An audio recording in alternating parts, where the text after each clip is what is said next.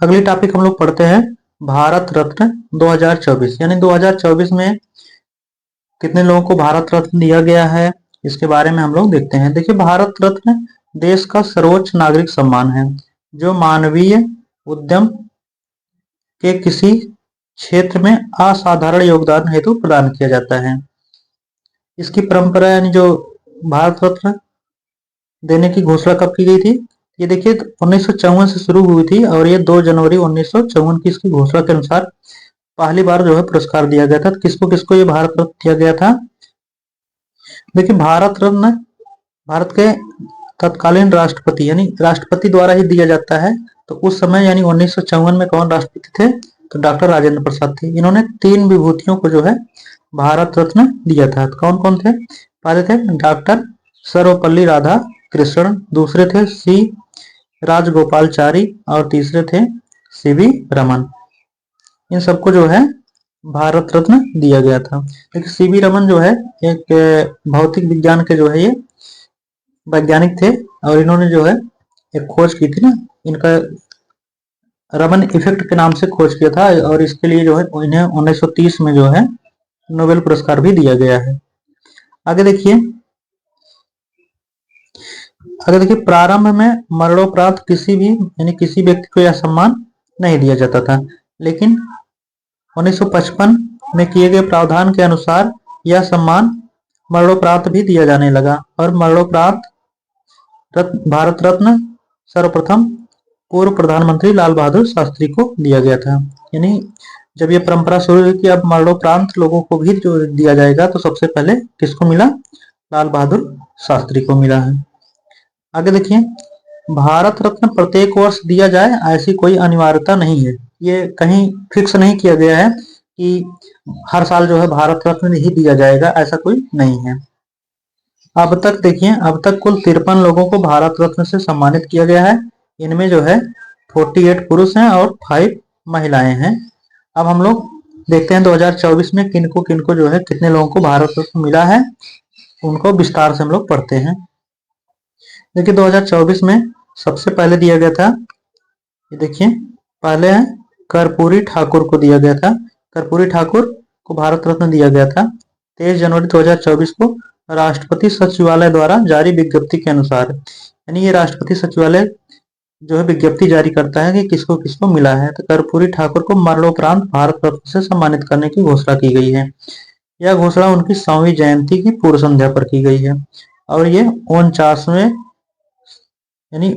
व्यक्ति हैं जो भारत रत्न प्राप्त कर रहे हैं। आगे देखते हैं, कर्पूरी ठाकुर एक प्रसिद्ध स्वतंत्रता सेनानी, राजनीतिज्ञ एवं शिक्षक थे। ये जननायक यानी पीपुल्स हीरो के नाम से लोकप्रिय थे। 2 बार बिहार के मुख्यमंत्री रह चुके हैं। इनको लोग जननायक के नाम से कहते हैं। आगे देखिए, कर्पूरी ठाकुर का जो है संक्षिप्त परिचय। इनका जन्म जो है 24 जनवरी 1924 को हुआ था। जन्मस्थली कहाँ है? पितौंजिया है, समस्तीपुर बिहार में है और इनकी मृत्यु जो है 17 फरवरी 1988 को हुई थी। आगे देखिए, इन्होंने कुछ सामाजिक कार्य किए थे जिनके लिए इनको पहचाना जाता है। जैसे पहला कार्य इन्होंने किया था कि उन्होंने बिहार में पूर्ण शराबबंदी लागू की थी। यानी कर्पूरी ठाकुर के समय में ही शराबबंदी पूर्ण रूप से हुई थी बिहार में। दूसरा, मैट्रिक परीक्षा के लिए अंग्रेजी को अनिवार्य विषय की सूची से हटा दिया था। यानी पहले क्या होता था, बिहार में जो होता है कि मैट्रिक की परीक्षा के लिए उसमें अंग्रेजी जो है अनिवार्य विषय के रूप में थी, लेकिन इन्होंने क्या किया, इसको हटा दिया कि ये अनिवार्य नहीं है, इसको जो पढ़ना चाहे पढ़ सकता, नहीं चाहे तो नहीं पढ़ सकता, दूसरा विषय पढ़ सकता है। 2 काम हो गए। तीसरा देखिए, उन्हें बिहार में पिछड़े वर्गों के लिए जो है आरक्षण लागू करने के लिए याद किया जाता है। यानी इन्होंने जो है पिछड़े वर्गों को आरक्षण दिलाया था, तो इसलिए इन्हें याद किया जाता है। ये इनके 3 महत्वपूर्ण कार्य हैं। शराबबंदी, मैट्रिक की परीक्षा से अंग्रेजी की अनिवार्यता को खत्म किए थे और बिहार में पिछड़े वर्गों को जो है आरक्षण दिलवाए थे। ये इनके 3 मुख्य काम है।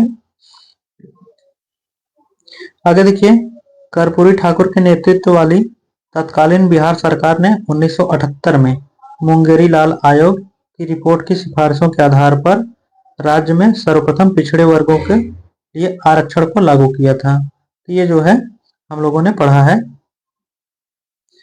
आगे इसमें देखिए, 1971 में तत्कालीन बिहार सरकार ने जो है मुंगेरी लाल की अध्यक्षता में एक पिछड़ा वर्ग आयोग नियुक्त किया था।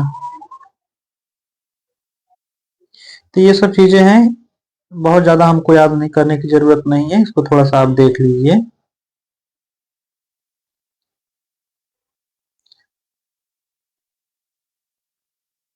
अगर देखिए, कर्पूरी ठाकुर की 100वीं जयंती पर 24 जनवरी 2024 को कर्पूरी ठाकुर की 100वीं जयंती के अवसर पर बिहार विधानमंडल परिसर में राजकीय समारोह आयोजित किया गया है। ये भी थोड़ा सा जानते रहिए। आगे देखिए, उनके जीवन पर आधारित जो है लघु फिल्म कर्पूरी ठाकुर गरीबों का मसीहा प्रस्तुत किया गया। आगे देखिए, 100वीं जयंती पर यानी इनके 100वीं जयंती पर भारत सरकार ₹5 का जो है एक डाक टिकट जारी किया है और ₹100 का जो है स्मारक सिक्का भी जारी किया है। ये भी जानिए। आगे देखिए, कर्पूरी ठाकुर के नाम पर जननायक कर्पूरी ठाकुर विधि विद्यालय बक्सर बिहार में स्थित है। और आगे देखिए, इनके नाम पर जननायक कर्पूरी ठाकुर चिकित्सा महाविद्यालय अस्पताल ये मधेपुरा बिहार में स्थापित है। आगे ही देखिए, एक और देखिए, इनके ही नाम पर जननायक एक्सप्रेस नामक ट्रेन का संचालन दरभंगा जंक्शन से अमृतसर तक होती है। यानी दरभंगा और अमृतसर के बीच जो है जननायक एक्सप्रेस ट्रेन चलती है। तो ये जो है इन्हीं के नाम पर चलती है। आगे हम लोग पढ़ते हैं। देखिए, लाल कृष्ण आडवाणी को भारत रत्न, ये दूसरे व्यक्ति हैं जिनको जो है 2024 में भारत रत्न दिया गया। देखिए, 3 फरवरी को इनको जो है विज्ञप्ति के अनुसार जो है पता चला कि इनको भारत रत्न से सम्मानित किया गया है। लाल कृष्ण आडवाणी बीजेपी पार्टी के जो संस्थापक हैं, यानी संस्थापक में से एक हैं, और ये 2002 से 2004 तक भारत के उप प्रधानमंत्री भी रहे हैं। और ये सबसे लंबे समय तक जो है बीजेपी के राष्ट्रीय अध्यक्ष के रूप में भी कार्य किए हैं। और आगे देखिए, 1990 के दौरान आडवाणी के नेतृत्व में ही बीजेपी द्वारा सोमनाथ से अयोध्या तक राम रथ यात्रा का आयोजन किया गया था। तो ये भी याद रखना है आपको, क्योंकि इस समय अयोध्या का मामला ज्यादा चल रहा है, तो राम रथ यात्रा के बारे में आपको जानकारी रहनी चाहिए। आगे देखिए, इस यात्रा का उद्देश्य अयोध्या में राम मंदिर के निर्माण के पक्ष में जनमत जुटाना था। राम रथ यात्रा का मतलब क्या था कि अयोध्या में राम मंदिर के निर्माण के लिए जो है जनमत जुटाना था।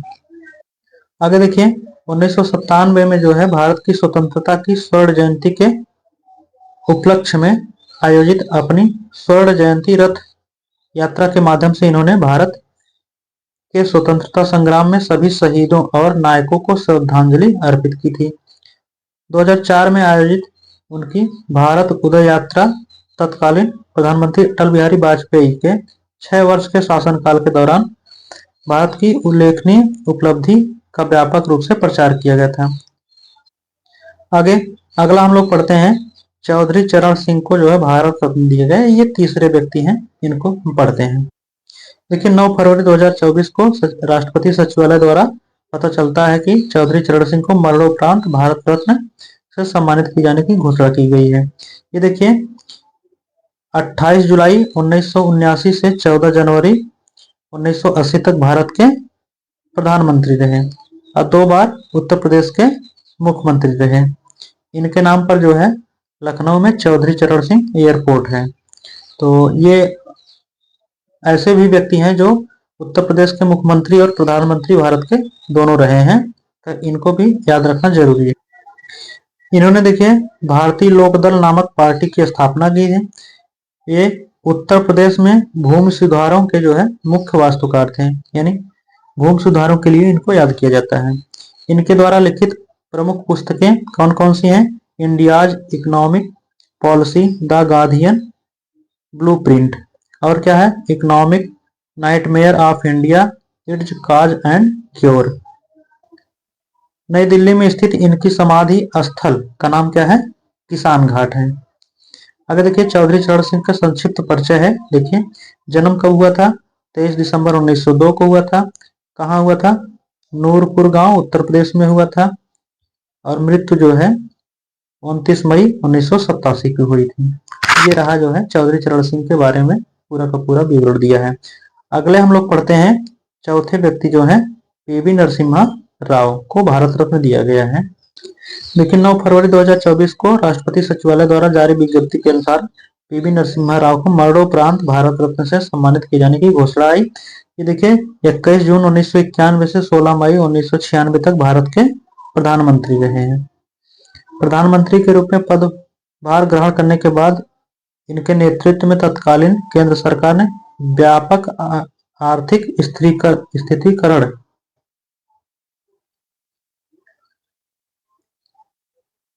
एल का मतलब है लिबरलाइजेशन, पी का मतलब प्राइवेटाइजेशन है और जी का मतलब ग्लोबलाइजेशन है। अगर देखिए इन्हें प्राय भारतीय आर्थिक सुधारों के जनक के रूप में जाना जाता है। आगे देखिए इनका संक्षिप्त परिचय दिया गया है। पीवी नरसिम्हा राव का संक्षिप्त परिचय है। जन्म तिथि 28 जून 1921 को, मृत्यु तिथि 23 दिसंबर 2004 को है। ये जो है ये देखिए भारत के प्रधानमंत्री रहे हैं 21 जून 1991 से 16 मई 1996 तक और आंध्र प्रदेश के मुख्यमंत्री भी रहे हैं। अगले व्यक्ति हैं, पांचवें व्यक्ति हैं एम एस स्वामीनाथन को भारत रत्न दिया गया। ये देखिए 9 फरवरी 2024 को जो है राष्ट्रपति के सचिवालय द्वारा पता चलता है कि एम एस स्वामीनाथन को मरणोपरांत भारत रत्न से सम्मानित किया जाएगा। एम एस स्वामीनाथन एक कृषि वैज्ञानिक थे जिन्हें भारत में हरित क्रांति का यानी ग्रीन रेवोल्यूशन कार्य किए थे, इसीलिए इनको जो हरित क्रांति के जनक के रूप में भी जाना जाता है। आगे देखिए टाइम मैगजीन ने 20वीं सदी के 20 सबसे प्रभावशाली एशियाई लोगों में से एक के रूप में सम्मानित किया है। अगर देखिए 1998 में चेन्नई में M S Swaminathan research foundation की स्थापना भी की थी इन्होंने। आगे देखिए उन्हें जो है कौन कौन से पुरस्कार या अवार्ड प्राप्त हुए हैं। तो पहला देखिए सामुदायिक नेतृत्व श्रेणी में जो है रमन मैग्सेसे अवार्ड 1971 को मिला है। दूसरा Albert Einstein world award of science 1986 में मिला है। अगला है प्रथम विश्व खाद्य पुरस्कार 1987 में मिला है और अगला है प्रथम विश्व कृषि पुरस्कार 2018 का। तो ये 4 पुरस्कार इनको मिले हैं थे। तो ये रहा जो है पूरा का पूरा भारत रत्न से संबंधित वीडियो है। यानी 2024 में 5 व्यक्तियों को जो है भारत रत्न दिया गया है।